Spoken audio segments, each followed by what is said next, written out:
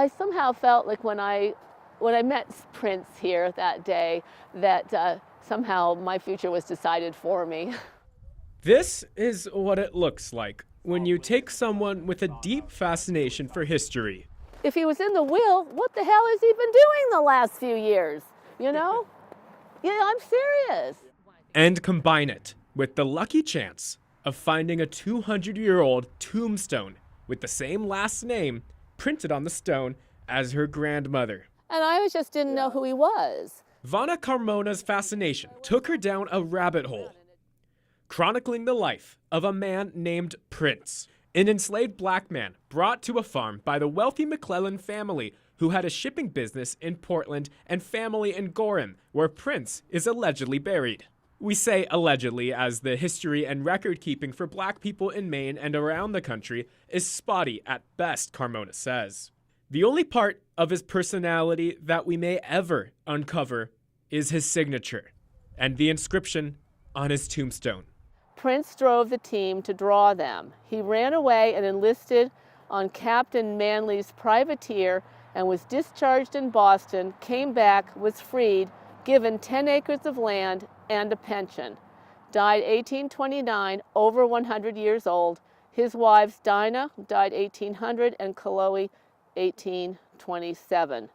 Carmona says he lived to be in his 80s. Records also show he only started receiving a pension in his 70s. Carmona says she chronicled the life of other black Mainers who were most likely brought to Maine by the slave trade. So I just started writing these names down, and I assumed for the longest time that I would probably just find maybe a couple dozen.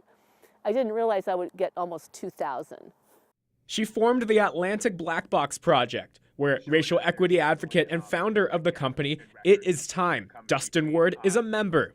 Yeah, I think record keeping is probably one of the most difficult things because that's what we rely on so heavily. He says that uncovering the history of Maine's slave trade can help black and brown people see that they have roots in one of the whitest states in the country, and also help dispute the thinking that the North was not involved in slavery. And that's just all false, right? That narrative that started even before then still carries now that somehow we've overcome, that things are all good here. And that's not the case, is that we know that issues of race and racism, conversations surrounding racial equity are still prevalent. Uncovering harsh truths about our history. Carmona knows this all too well.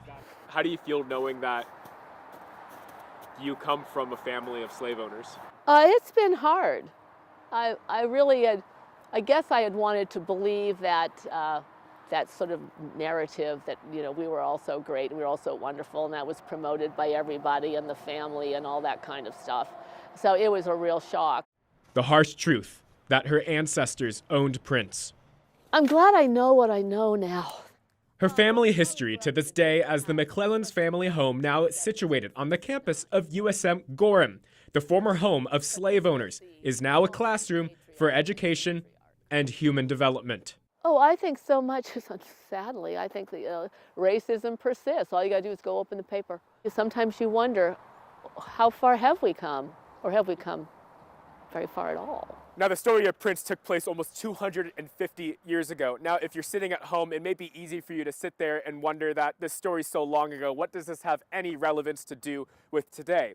But maybe that's just it, is that our perception of slavery in the North might not be what it is in reality, and that we have a long way to go in understanding how slavery shapes our society today. In Gorham, Jack Mulmud, News Center, Maine.